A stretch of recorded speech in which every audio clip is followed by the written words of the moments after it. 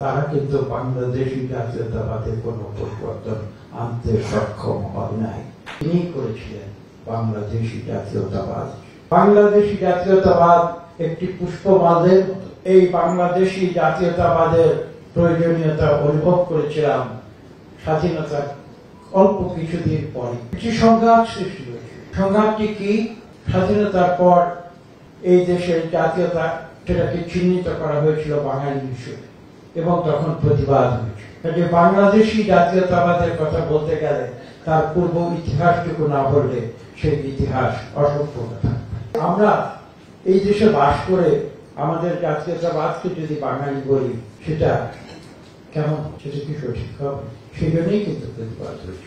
শহীদ president Ziaur Rahman তার সমাধান দিয়েছিলেন অত্যন্ত চমৎকার ভাবে, সুন্দর ভাবে। তিনি বলছিলেন বাংলাদেশি জাতীয়তাবাদ একটি পুষ্পমালের মতো, যে পুষ্পমালে বাঙালি একটি ফুল এবং সেই ফুলটি হয়তো আকারে একটি বড়, কিন্তু সেই পুষ্পমালের মধ্যে আরো যে ফুলগুলো রয়েছে সেগুলো হচ্ছে এই বিভিন্ন উপজাতি।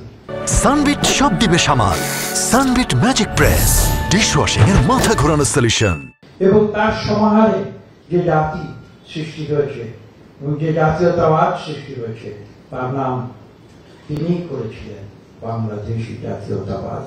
দেখুন, শহীদ প্রেসিডেন্ট জিয়াউর রহমানের পরেও কিন্তু আওয়ামী লীগ একটি রাজনৈতিক দল হিসেবে এই দেশের পরিচালনায় কিন্তু তারা দীর্ঘদিন ছিল এবং সর্বশেষ বিগত 15 বছরে তারা এই দেশে যে স্বৈর শাসন কায়েম করেছিল সেটা বাংলাদেশের প্রতিটি মানুষ জানে।